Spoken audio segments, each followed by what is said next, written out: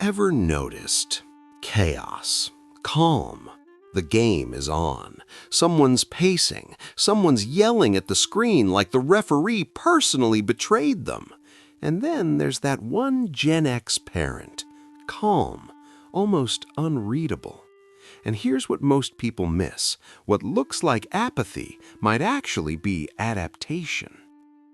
Because this isn't really about sports, it's about wiring, identity, survival strategies that formed decades ago. When you ask, why don't they care, you're really asking why the tribal instinct doesn't grab them the same way. And the answer isn't laziness, it isn't boredom, it's psychology. Imagine you're 10 years old in 1986. You walk home alone, let yourself into an empty house, drop your backpack. The silence is thick. No notifications, no group chat debating last night's game. You make a snack, sit with your thoughts. You learn how to regulate boredom, your frustration, your excitement. You don't need noise to feel alive. That early self-regulation matters. It shapes how the brain handles reward, tension, and emotional stakes later in life. Psychologists talk about social identity theory, the idea that we fuse who we are with the groups we belong to. When the team wins, we win. The brain blurs the line between personal and collective achievement. But if you grew up valuing independence, that fusion can feel uncomfortable.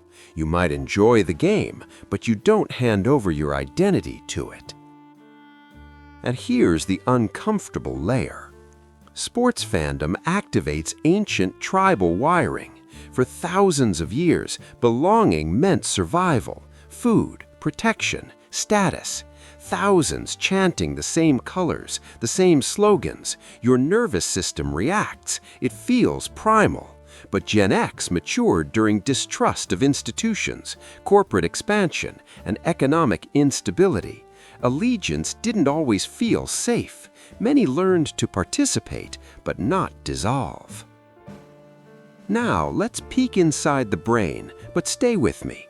When your team scores, dopamine spikes, that rush of reward, the same chemical you get when you personally achieve something. Your brain doesn't fully distinguish between I scored and they scored. But dopamine pathways aren't fixed. Neuroplasticity means your brain can rewire itself. Whatever you repeatedly depend on stimulation becomes your default reward loop. Shorter loop, less volatility, less emotional turbulence. Sometimes what looks like indifference is actually an evolved strategy. Picture a father during the Super Bowl. Everyone's tense, shouting, the room is electric. He watches quietly. Maybe when he was younger, he invested deeply in things that didn't last, jobs that disappeared, promises that fell through. Maybe he learned slowly that tying your emotional state to outcomes you can't control is exhausting. So his nervous system adapted. It whispered, "Lower the stakes, stay steady." That adaptation runs through what scientists call the HPA axis, your body's stress regulation system. Think of it as an internal alarm. If life has trained that alarm to expect unpredictability, it may conserve energy by avoiding unnecessary emotional surges. A last-second goal doesn't threaten survival, so the system stays calm.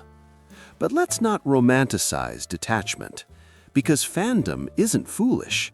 Imagine what it feels like when an entire stadium erupts at once. Goosebumps, laughter with strangers. That's your vagus nerve activating, helping you bond, regulating calm through connection. Shared excitement builds community. It's deeply human. This is a trade-off story. Gen X often invests selectively. They may not pour energy into sports, but watch how fiercely they protect autonomy, how deeply they commit to family, how intensely they care about music, craft, or principle. When they attach, it's deliberate. And here's a tension we rarely admit.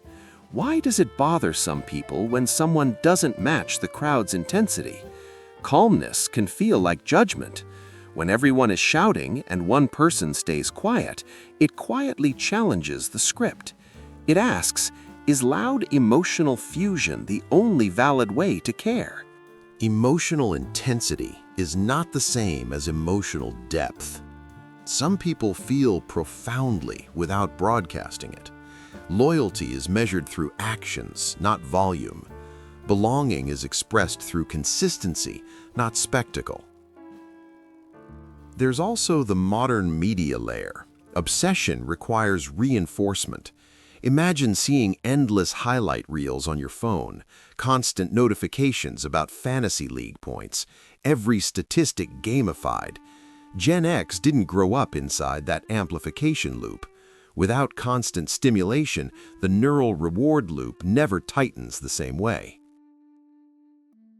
But here's the subtle friction. If you never let yourself ride collective highs, you miss certain forms of joy, the irrational celebration, the chaos. Independence can drift into isolation. Stability can harden into distance. Emotional moderation can edge toward emotional detachment. Both extremes carry costs. So maybe what we're seeing isn't apathy. It's calibration shaped by context. A generation raised to question systems may hesitate to fuse identity with them. A nervous system trained in unpredictability may favor steadiness over spikes. And here's a sharper question. Who decided that loud passion is the only authentic passion? Maybe the real question isn't, why don't they care? Maybe it's, why do we assume caring must look like this? Because caring can be quiet, passion can be restrained, strength can be emotional moderation in the middle of chaos.